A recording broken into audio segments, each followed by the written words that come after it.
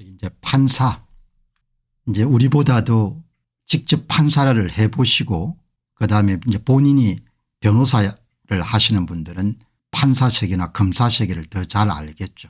지금 판사들이 보면은 전부는 아니겠지만 국민을 그냥 그림자로 생각하는 것 같습니다. 본인들이 판결 내리면은 그냥 죽은 듯이 받아들이는 존재로 생각하고 아무도 이런 국민들이 생각하는 존재라고 그렇게 보지 않는 것 같아요. 저것들은 그냥 짐승이니까 그냥 판결 내리게 되면은 꼬박 그냥 받을 수밖에 없다 이렇게 생각하는 겁니다.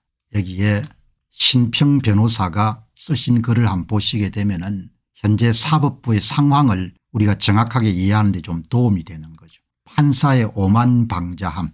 30년도 더 전에 저는 법관사의 정풍을 주장한 일로 법원에서 쫓겨났습니다. 그런 일을 겪긴 했으나 저 역시 판사로 있으면서 솔직히 고백하겠습니다. 돈도 받아먹고 술 대접도 숱하게 받았습니다. 다만 사건과 직접 연결되는 큰 돈은 물리쳤다는 꾀째째한 변명을 할 뿐입니다. 이게 뭐 크게 저는 바뀌었다고 보지 않습니다. 지금 대한민국 사회가 크게 바뀌었다고 보지 않습니다. 그래도 제가 판사로서 잘한 일은 이를 억지로 꼽자면은 먼저 한국의 초등학교 졸업한 정도의 사람이 갖는 문해력으로 충분히 읽을 수 있게 한다는 생각으로 쉬운 판결문을 썼다는 점입니다. 또 한 가지 기억나는 점은 영장 판사를 하며 쌍방의 이해관계가 첨예하게 대립되는 경우에는 왜 영장을 발부하는지 혹은 기각하는지에 관하여 나름의 설명을 넣어 작성한 문서를 붙였다는 점입니다.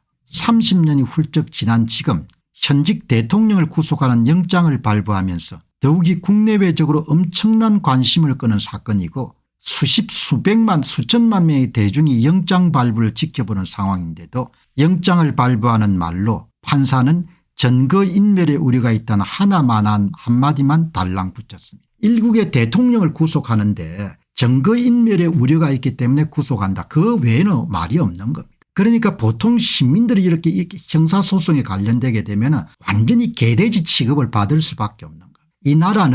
이 나라는 법치주의를 할 만한 역량도 없고 근대 국가가 될 자격이 없는 겁니다. 현직 대통령을 감방에 쳐넣는데 논리라는 것이 현직 대통령이 증거인멸의 우려가 있다. 이재명은 증거인멸의 우려가 없기 때문에 여러분들 그냥 그러면 구속 안 하냐 이야기죠. 정말 시간이 가면 갈수록 대한민국이라는 나라에 대해서 엄청나게 실망을 하는 겁니다. 건국이 되고 80년이 다 돼가는데 국가의 공적 체계 가운데 여러분 성한대가 내 눈에는 하나도 안 보이는 겁니다. 전부가 돈을 헤쳐먹기 위해 가지고 지금 헤쳐먹거나 아니면 다음에 퇴직후에 헤쳐먹기 위해 가지고 돌아가는 겁니다. 망해도 싸다는 이야기에 생각이 너무 많이 드는 거예요. 수백만 수천만 명의 대중이 영장 발급을 보는데 이런 탈락 판사가 이런 증거인멸의 우려가 있다. 이것밖에 없는 겁니다. 그러니 이런 사람들이 들고 일어날 수밖에 없는 거죠. 그나마 그 정도니까 약관 겁니다. 한국 사람들이 양순해서 그대로 그 정도가 됐으니까 다행인 거죠. 정말 국민들은 그냥 돼지 개처럼 취급을 받고 있고 세금 내는 기계입니다. 세금은 또 얼마나 많습니까? 그냥 돌아서면 세금이죠. 세금 내는 기계밖에 안 되는 겁니다. 앞으로는 또 얼마나 세금을 많이 뜯어가겠습니까? 그러니까 다 뜯어가 그러니까 수탈 대상으로 삼는 겁니다. 뭔가 이제 공직자가 봉사한다는 생각이 전혀 없는 나라인 겁니다. 다시 보시죠. 겪어보지 않은 사람은 잘 알 수 없으나 법관이나 검사는 사실상 취해법권의 지역에 머무르며 무소불위의 권력을 행사해 왔습니다. 판사가 아무리 재판을 질질 끌거나 민사 단독 2년을 만든 동안 판결문 단 한 건도 실질적으로 작성하지 않는 판사도 보았습니다. 한쪽을 부당하게 편드는 훤히 쏙 보이는 편향된 판결을 하더라도 그리고 한 걸음 더 나아가서 뇌물을 먹고 판결하더라도 법관은 손해배상 책임을 지는 법이 없습니다. 그렇게 마련된 무풍지대 안에서 그들은 국민을 내려다보는 오만방자함을 키워온 것입니다.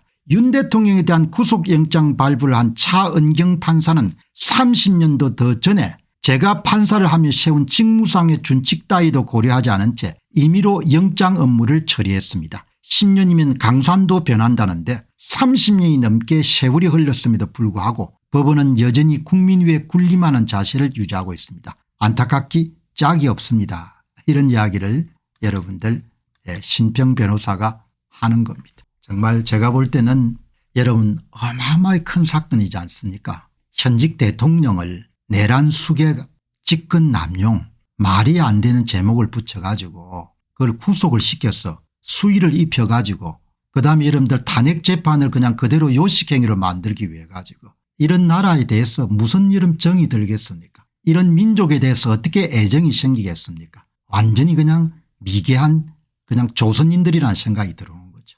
여기 보시면은 이제 사법부가 워낙 문제가 많으니까 한국 사회에서 가장 중요한 것은 사법개혁입니다. 마지막으로 검찰의 수사에 대한 기대를 희미하게나마 가집니다. 대부분의 법학자들이 이번에 비상계엄 조치는 뇌란죄에 해당되지 않는다고 견해를 수용해 주기를 바랍니다. 그 수용은 바로 윤 대통령의 석방을 이야기합니다. 이런 용기 있는 결정이 나오겠습니까? 두고 봐야 되죠. 여러분 한국 사회 희극이자 비극은 프로페셔널 직업인들이 거의 직무윤리가 없다는 겁니다. 직무윤리가. 그러니까 회계사, 세무사, 검사 여러분 이렇게 활동을 하게 되면 직무윤리가 있지 않습니까? 직무상 취득한 정보는 공개를 한다든지 판사 같으면 이런 직무윤리가 법과 양심에 따라서 공정한 판결을 한다든지 그게 기본적으로 직무윤리지 않습니까? 그 직무윤리에 대한 개념이 거의 없는 겁니다. 그래서 여러분들 뇌물도 받아 처먹을 수 있는 겁니다. 지금 한간에 한참 전 화제가 되는 모 재벌 총수 이름들 이혼 사건을 제가 추적에 들어가 보니까 1심 판결하고 2심 판결의 형량이 너무 차이가 나는 겁니다. 1심 판결을 들여다보니까 1심 판결의 여자 판사였는데 판결 내리고 바로 모 여러분들 법무법인을 옮겼는데 모 법무법인의 그 모 재벌 회장의 이런 계열사가 그에게 여러분들 프로젝트를 맡도록 그러면 돈을 나눠 먹은 거겠죠. 권순일 이야기 될 필요가 없이 전부가 그런 식으로 돌아가는 겁니다. 그러니 이 나라를 어떻게 보겠습니까? 얼마나 이런 부패했는지 제가 한참 때는 전국 방방곡곡에 강연을 참 많이 다녔는데 제가 자주 이야기하지 않습니까? 지방자치단체를 좀 방문할 때마다 항상 생각하는 거죠. 이 주차장은 돈을 어느 놈이 얼마나 떼먹었냐. 이 건물은 짓는데 업자하고 이런 공무원이 결탁해서 돈을 얼마나 빼먹었냐. 내가 이런 눈썰미가 굉장히 이렇게 좀 예리하기 때문에 건축물 같은 경우를 보면 굉장히 섬세하게 보는 그런 경향이 있거든요. 전부가 부실공사인 겁니다. 돈 먹은 것이 그냥 풀풀 냄새가 나는 게 내 눈에는 뭡니까? 그래서 너무나 힘들었습니다. 전국 방방곡곡 이런 강의를 다니면서 돈을 먹은 것이 늘 보이니까 돈을 처먹은 것이 그냥 온 전신에 보이는 겁니다. 6개월 전에 이런 완성한 주차장이 전부가 엉망진창인 겁니다. 높낮이가 이런 달라가지고. 지방자치단체들 이런 다 그 청사들 지은 걸 보게 되면 돈을 처먹은 게 눈에 그대로 보이는 겁니다. 어마어마한 겁니다. 그러니까 기가 찬 거죠. 그렇게 해서 이런 나라가 골로 가는 겁니다.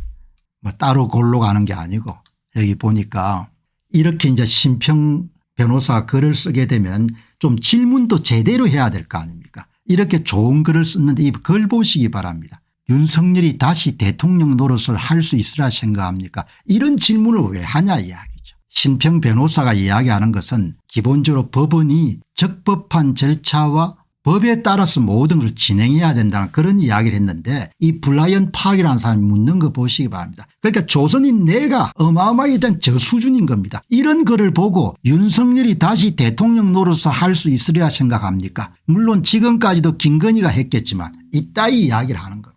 그래서 구역질이 나옵니다. 구역질이. 신문을 읽을 때마다 지금처럼 저는 신문을 읽을 때 구역질이 날 때가 없었습니다.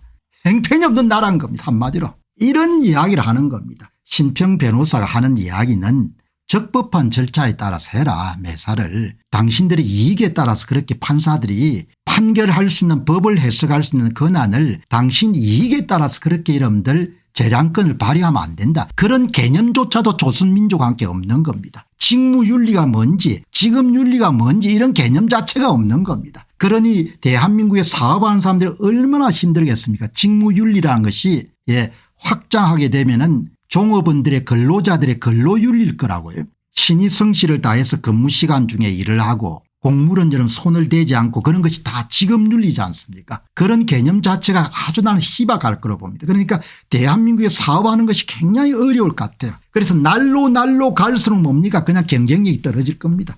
물질이라는 것은 결국은 정신에서 나오는 거지 않습니까? 우리가 지금 정신을 소홀해가 지금 어려움을 당하지 않습니까? 40대 50대가 왜 여러분들 상당 부분이 뭐죠? 좌익적인 생각을 가진 정신적인 문제에서 정신이 바로 서야 그다음에 여러분 부가 나오죠. 정신이 무너지게 되면은 여러분 보시죠. 한 젊은이가 부모가 여러분들 일찍 세상을 떠나가 어려운데 두 가지 선택을 할 수 있지 않습니까? 하나는 세상을 탓하는 것이고 다른 하나는 부모는 같지만 내가 독립된 존재니까 어떻든 자립자존해야겠다. 이 생각이 좀 생각. 좌익 생각이 뭡니까? 친일파 때문에 어렵게 됐으니까 친일파 후손들이 돈 번 걸 뺏어야겠다 이런 생각을 갖고 있는 거지 않습니까? 미국 때문에 어렵게 됐으니까 그렇게 구질구질한 생각을 갖고 있는 겁니다. 미국 때문에 우리가 어렵게 됐다. 일본 때문에 우리가 어렵게 됐다. 친일파 때문에 어렵게 됐다. 건국되고 80년 됐는데 지금도 그 타령하는 거지 않습니까? 그 인간들이 이제 선거를 무력화시켜 수십 년 대한민국을 지배한다고 보시기 바랍니다. 뭐가 남겠습니까? 난 남을 게 아무것도 없을 게 봅니다. 오늘 머스크님이 말씀하시지 않습니까? 뉴스를 보면 매일 거짓 선동뿐이라 스트레스를 받습니다. 그러니까 제가 방송 준비하면서 본의 아니게 신문을 봐야 되니까 다른 건 요즘에 거의 동아는 하도 선전선동이 심해가 거의 안 보고 중앙은 이만큼 보고 그래도 한 군데는 봐야 되니까 조선은 좀 자세히 보고 나머지는 이제 안 보는 거죠. 옛날엔 그래도 여러분들 세계신문을 공정하게 보려고 했던 겁니다. 전부가 다 사기를 하니까 사기를 치니까 거짓말 하니까 기자들이 여러분들 기사 쓰는데 거짓말 하면서 제의식이 전혀 없는 겁니다. 안녕하십니까, 공병호입니다. 그동안 공병호 TV는 선거 공정성 회복과 자유민주주의 체제의 보존과 발전을 위해 노력해왔습니다. 이런 노력들이 지속될 수 있도록 공병호 TV의 정기 후원 프로그램이자 멤버십 프로그램을 소개해드립니다. 뜻 있는 분들의 관심과 동참을 부탁드립니다. 선거 공정성 회복을 위한 노력을 지지하시고 훌륭한 나라 만들기에 동참하시는 시청자분들이시라면 구독 버튼 바로 옆에 있는 가입 버튼을 통해서 정기 후원 프로그램에 가입할 수 있습니다.